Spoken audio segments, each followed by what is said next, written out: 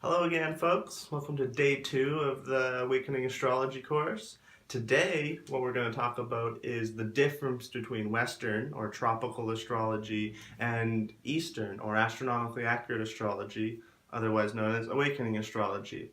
So, what is the difference between the two? The primary difference is that tropical astrology that we know in the West doesn't adhere to actual star positions. When we say the sun is over Leo, it's not the actual constellation Leo that it's over. It's a man-made sign that it's over based upon years and years of doing astrology differently than we did in ancient times. So,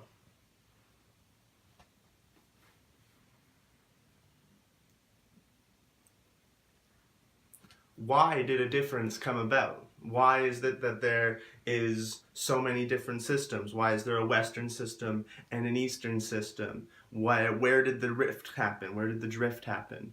So, the logic is that for tropical astrology, it is focused on the self. It is focused on the psyche. It is focused on the relation of the sun and the earth. And it doesn't adhere to the stars. What it's about is our ego, our personality, our persona, our society self, how we interact with people, how we kind of feel, or the energies that make up our self.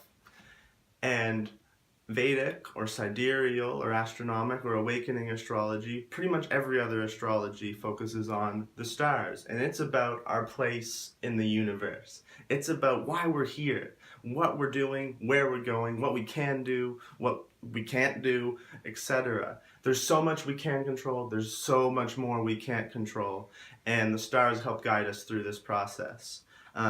Just as much as you look at a tree and you meditate with it and you can understand how things are connected, how the sunlight's going into the leaves and is creating sugar through photosynthesis that's going down the trunk into the roots and into the soil. All physical things are connected and interacting. And this is the true beauty of astrology, not just something to understand our ego or ourself, but something to understand reality at large. One of the cool things about tropical astrology that is grounded in empirical reality is that the wheel of the tropical zodiac starts at the March equinox. This is when spring starts. And this is when the sun is at the most high point above the Earth's equator. Now, the equator is really cool.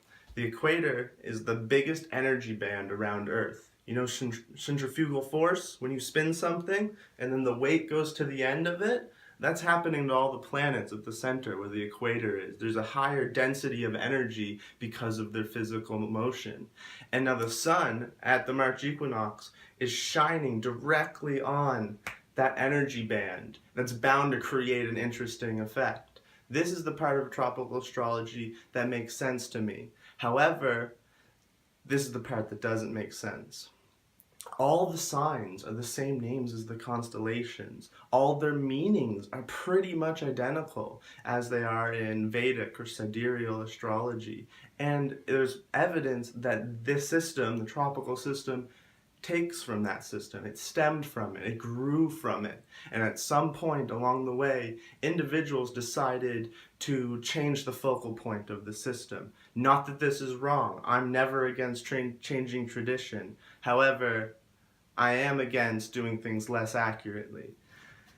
And that's the problem, is that it was a system designed in Europe thousands of years ago when what we call the zodiac signs happened to align with the constellations, and it was based on their specific seasons in their specific part of the world.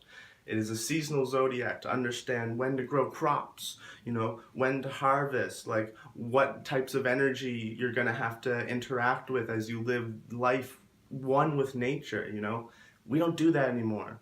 We go on cafe astrology, we go on astrobix, and we look up our chart, and we don't even look at the stars. We don't even go outside to see if it's snowing or sunny or anything. Like, astrology now is so disconnected from the natural order of things, and our system stemmed from, one, a system that does look at the stars, where all the meanings came from understanding that stars and planets affect our lives. And then it stemmed from a culture that was very vastly different than our own, and a climate that was vastly different than our own. And so tropical astrology is very segregated to a certain time and place, and yet for some reason we use it all over the world. And this is unfortunately, I think, part of what gives it its kind of sketchy name. Like, people are like, astrology, like, they don't take it very seriously. And people that take astrology really seriously, people don't take those people seriously.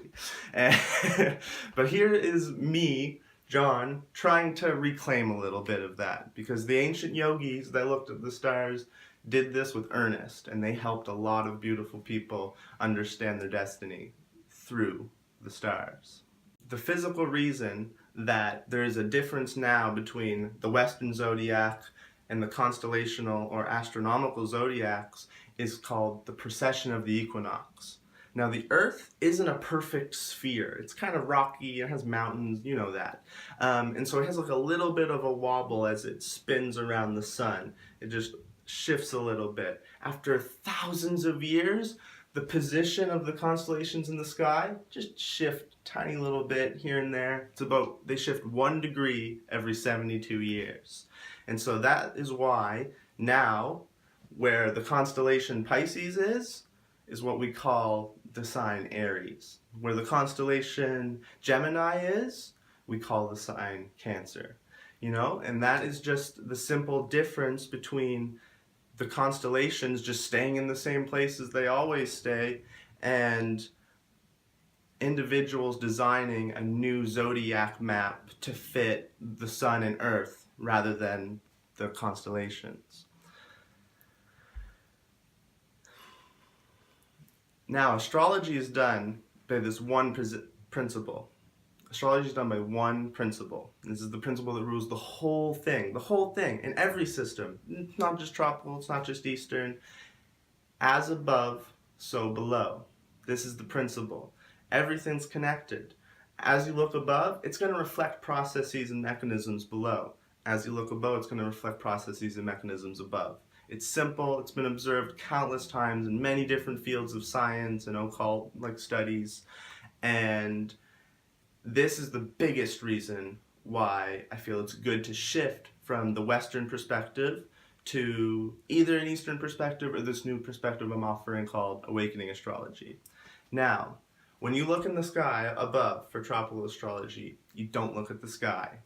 You look at an ego-created map of section 30-degree signs with meanings stemming from stars, but we don't assign them to stars. And so, as you look above, you see a self-man-made created map. What are you going to see below? A self-man-made created map. You're going to see the self, the conditioned being that's created from society, interacting ideas and values. None of these are moralistically bad or wrong. It's just on a path of oneness and enlightenment, we usually try to get rid of the ego stuff. We usually try to become clear, intuitive, loving people that are empathetic and not trying to control the world so much. And this is the biggest reason why I want to move from tropical astrology to awakening astrology for people. Because as you look above, you see the ego and the self, the illusion, Maya. When you look below, you're going to see the same thing. And astrology is just going to stay in this identification game where we just boost our ego to go through the day rather than using it at its core value. In awakening astrology, what's the above? The above is just the sky, the thing that the universe made. I didn't decide it, I don't control it. We basically see reality. And what do we look at below? Reality.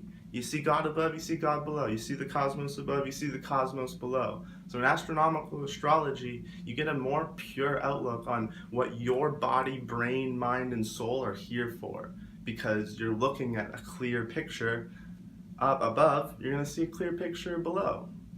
And that is the biggest essence of astrology. Even people that study tropical astrology understand that's the essence of it.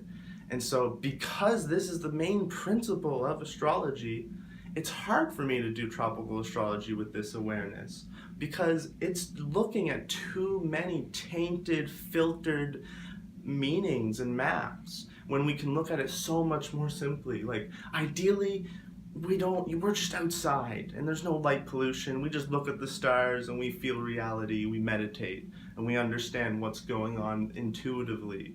We don't need to go to a website and be like, what's Taurus? What is it? I don't know what Taurus is. Tell me what Taurus is, and then I'll always believe you.